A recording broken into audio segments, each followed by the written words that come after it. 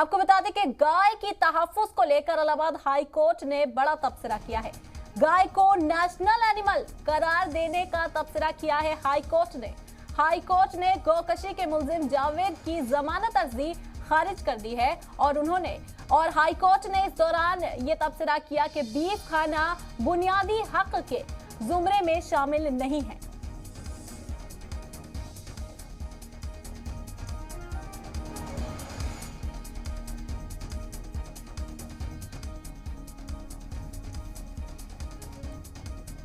इस मौजू पे हमारे साथ बात करने के लिए हमारे नुमाइंदा मोहम्मद गुफरान शामिल है। गुफरान, मैं आपसे जानना चाहती हूँ क्या है पूरा मामला, हमें तफसीलात से समझाएं।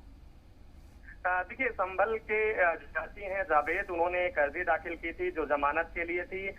जस्टिस शेखर कुमार यादव की जो बेंच थी इस पूरे मामले पर सुनवाई कर रही थी। जो आरोपी था जावेद, उसके ऊपर गौ हत्या के आरोप थे। ये आरोप था कि उसने गौ को काटा था और इस तरीके के मामले जब उसके ऊपर आरोप दर्ज हुए थे तो उसके बाद उसने गिरफ्तारी को लेकर के हाई कोर्ट में जमानत के लिए आया था और कोर्ट ने जमानत अर्जी पर सुनवाई करते हुए कहा कि गाय को जिस तरीके से हमारे देश में पूजनीय माना जाता है, तमाम मुस्लिम शासकों के दरमियान भी गाय के वध पर एक तरीके से रोक लगाई गई थी।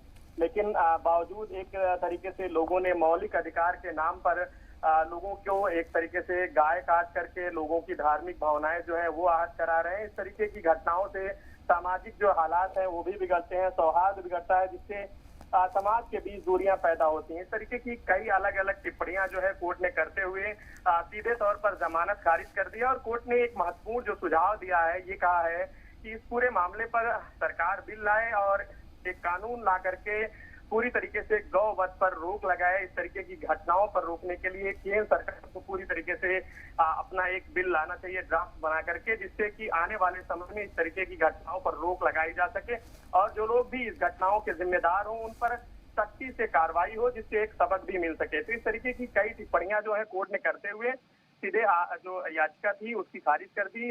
एक तरीके से ये महत्वपूर्ण आदेश माना जा रहा है। जी जी, बहुत बहुत शुक्रिया मोहम्मद गुफरान हमारे साथ जुड़ने के लिए और तफसीली मालूमात हमें देने के लिए। बहुत शुक्रिया।